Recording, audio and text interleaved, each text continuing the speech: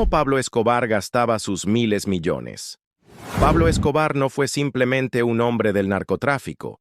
Fue un fenómeno social, económico y criminal sin precedentes en la historia moderna de América Latina. Colombiano hasta la médula, nacido en Río Negro, Antioquia, su ascenso desde las calles de Medellín hasta convertirse en el narcoterrorista más temido y admirado del mundo, es una historia digna de leyenda y de tragedia. Líder indiscutible del cártel de Medellín, fue coronado por muchos como el rey de la cocaína, un título que no solo reflejaba su dominio del mercado, sino su capacidad para moldear economías, gobiernos y hasta la cultura popular con su inmensa fortuna. Para comprender realmente el poder que ejercía, hay que transportarse a los años 80 y principios de los 90, cuando el cártel de Medellín no solo controlaba el tráfico de cocaína en Estados Unidos, sino que prácticamente lo monopolizaba. Se estima que el 80% de toda la cocaína consumida en el mundo durante esa época pasaba por las manos de Escobar y su organización. Eso no solo significaba control sobre rutas, laboratorios y distribuidores, sino también sobre bancos, políticos, jueces, periodistas y fuerzas armadas. Su red era tan vasta que llegaba a influir en elecciones presidenciales y en la redacción de leyes en Colombia. Aunque no existe un registro contable exacto, ni podría existir dada la naturaleza ilegal de sus operaciones, diversas fuentes, entre ellas Business Insider, han estimado que la fortuna personal de Pablo Escobar superaba con creces los $30.000 millones. No de ciento. Esa cifra, ajustada a la inflación y al valor del dinero en la actualidad, lo colocaría entre los hombres más ricos de la historia, por encima incluso de magnates contemporáneos como Jeff Bezos o Elon Musk en términos relativos de poder adquisitivo global. Tanto fue así que la revista Forbes lo incluyó en su lista de las 10 personas más ricas del mundo, un reconocimiento inusual para un criminal, pero que reflejaba la magnitud de su imperio económico. Pero, ¿qué hace un hombre con tanto dinero? ¿Cómo se gasta miles de millones cuando el sistema bancario internacional te rechaza, cuando tu nombre está en todas las listas negras del planeta y cuando tu vida pende de un hilo cada minuto? La respuesta está en la extravagancia, la filantropía manipulada, la ostentación desmedida y, sobre todo, en la construcción de un mundo paralelo donde él era el dios indiscutible. Uno de los símbolos más emblemáticos de su riqueza fue Hacienda Nápoles, un paraíso artificial construido a unos 150 kilómetros al este de Medellín y a 249 kilómetros al noroeste de Bogotá. Esta finca no era simplemente una casa de campo, era un reino personal, un parque de diversiones para un emperador del crimen. Con una extensión de aproximadamente 20 kilómetros cuadrados, Hacienda Nápoles contaba con una mansión de estilo colonial español, rodeada de jardines exuberantes, fuentes monumentales y esculturas de dinosaurios gigantes que daban la bienvenida a quienes cruzaban su puerta principal. Pero lo que realmente convertía a Hacienda Nápoles en algo único era su zoológico privado. No un jardín zoológico cualquiera, sino una colección de animales exóticos traídos desde África y Asia: jirafas, elefantes, cebras, flamencos, avestruces y, por supuesto, los famosos hipopótamos. Escobar importó 4 de ellos desde un zoológico en Estados Unidos, pensando que serían una atracción exótica para sus invitados.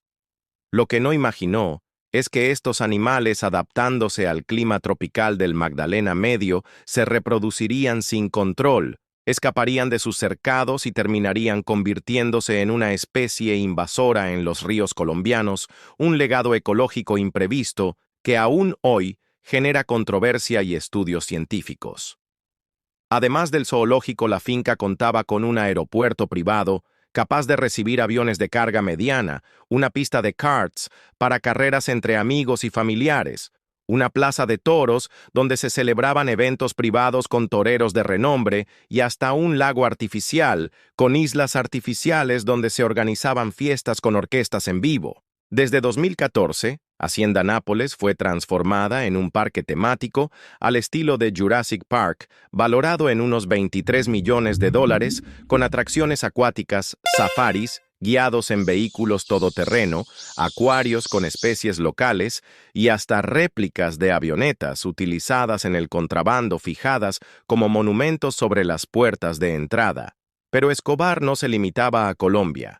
Antes de que su nombre se convirtiera en sinónimo de peligro en Estados Unidos, poseía una lujosa mansión en Miami, Florida, comprada en 1980 por la entonces astronómica suma de $765,000. Esta residencia, de estilo mediterráneo y pintada en un tono rosa pastel que contrastaba con el verde de las palmeras, tenía más de 7,000 pies cuadrados de espacio habitable.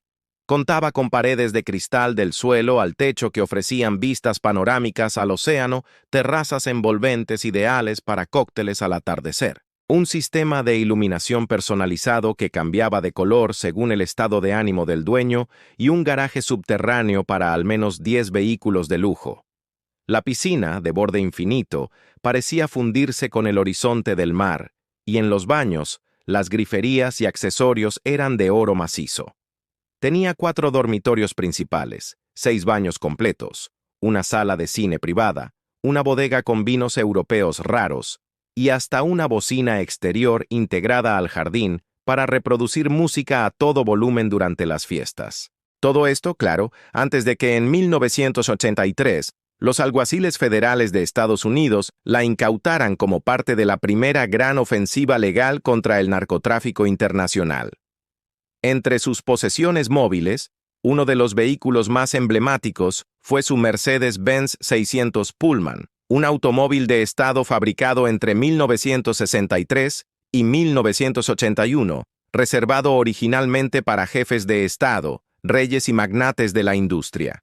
Este modelo, con su motor V8 de 6.3 litros inyección de combustible secuencial, transmisión automática de 4 velocidades y dirección asistida de bolas de recirculación, era capaz de alcanzar los 250 km por hora, acelerando de 0 a 100 en apenas 4.6 segundos. Una proeza para la época.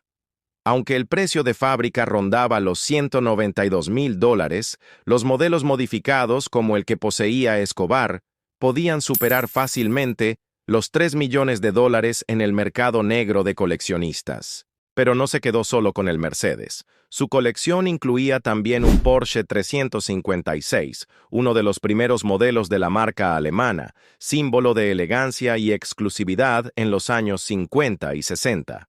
Poseer un 356 en los 80 no era solo cuestión de dinero, sino de estatus histórico. Hoy, un modelo bien conservado puede conseguirse entre $20 y $30,000, pero en su momento, para alguien como Escobar, era una pieza de museo rodante que demostraba su gusto por lo clásico, lo europeo, lo refinado. Una contradicción deliberada con su imagen de matón de barrio. También tuvo una Cadillac de 1930, modelo Huito 16, una joya mecánica de la era preguerra, con un motor de 16 cilindros que solo 4,076 unidades en el mundo pudieron presumir. Se cree que Escobar adquirió este vehículo no solo por su valor histórico, sino porque quería emular al legendario Al Capone, quien también poseía una Cadillac B16 blindada. En los años 80, un modelo así podía costar cerca de $100,000, y hoy supera fácilmente los 169,000 en subastas internacionales. Pero si algo definía a Escobar era su obsesión por lo monumental. En el Caribe colombiano, oculto entre la selva tropical y las aguas turquesas, se encontraba un archipiélago de pequeñas islas que sirvió como refugio y centro de fiestas del Cártel de Medellín. Una de ellas, conocida como Isla Grande, albergaba una mansión secreta con más de 300 habitaciones, diseñadas para recibir a cientos de invitados, desde narcos hasta políticos corruptos, artistas y prostitutas de alto standing. Contaba con patios de palmeras reales, piscinas infinitas, duchas con grifería de oro, un muelle privado donde atracaba una lancha de lujo de 30 pies y hasta una pista de aterrizaje para helicópteros. Otra de sus islas, Norman's Cay, ubicada en las Bahamas, fue adquirida en conjunto con su socio Carlos Leder, el encargado del contrabando aéreo hacia Estados Unidos. Esta isla no era un simple escondite, era una fortaleza. Con una pista de aterrizaje de 3.300 pies, torres de vigilancia, guardias armados, perros de ataque, y un sistema de radar personal que detectaba cualquier aeronave no autorizada, Norman's Cay se convirtió en el centro logístico más importante del tráfico de cocaína hacia Miami. También tenía un club nocturno abierto las 24 horas, un hotel privado, playas de arena dorada donde se celebraban orgías y fiestas sin fin, y un muelle donde atracaban yates de lujo provenientes de medio mundo. Cuando el negocio terminó, muchos de los aviones utilizados por el cartel, entre ellos el famoso M-36-69X, quedaron abandonados en pistas remotas, literalmente pudriéndose bajo el sol caribeño. No porque no tuvieran valor, sino porque para Escobar era más barato comprar aviones nuevos que reparar los viejos. Entre sus aeronaves también se contaban varios DC-3, con un costo unitario de $200,000, y varios TBM-700, aviones de alta velocidad y carga útil, que costaban alrededor de 13 millones cada uno. Su jet privado, un Cessna Citation, fue el primero en ser utilizado específicamente para transportar droga, convirtiéndose en un ícono del narcotráfico aéreo. Pero Escobar no se limitaba a lo civil. También poseía aviones de tipo militar, utilizados en operaciones clandestinas, infiltraciones y, en algunos casos, ataques directos. Según documentos desclasificados del gobierno brasileño, uno de estos aviones fue aterrizado de emergencia por órdenes de Escobar en territorio selvático y jamás recuperado. Hoy yace como un fósil de metal oxidado, testimonio silencioso de una era de impunidad y poder absoluto. En el corazón de Medellín, en el exclusivo barrio del Poblado, se alzaba el edificio Mónaco, su residencia urbana más lujosa y también la más vulnerable. Con 12 apartamentos, 2 piscinas climatizadas, una cancha de tenis profesional, una habitación del pánico con paredes de plomo y una cámara acorazada donde guardaba documentos y dinero en efectivo, el Mónaco era un búnker de lujo. Contaba con 34 plazas de estacionamiento subterráneo, ascensores privados y un sistema de seguridad que incluía francotiradores en los techos y túneles de escape que conectaban con edificios vecinos. Fue blanco de un brutal atentado con coche bomba en enero de 1988, durante la guerra abierta entre los carteles de Medellín y Cali, un evento que marcó el inicio de su caída. Hoy, el edificio fue demolido por orden del gobierno colombiano, y en su lugar se construyó un memorial a las víctimas del narcoterrorismo. Pero quizás lo más paradójico de Escobar no era su riqueza, sino su doble moral. Mientras amasaba fortunas con sangre y cocaína, también construía barrios para los pobres, financiaba equipos de fútbol, regalaba casas y comida, y hasta pagaba funerales y medicinas. Por eso, muchos en los barrios más marginados de Medellín lo llamaban Robin Hood. Creó un barrio entero, llamado simplemente Barrio Pablo Escobar, que aún hoy sobrevive, habitado por familias que recuerdan con nostalgia sus obras sociales, ignorando o perdonando el origen del dinero que las hizo posibles.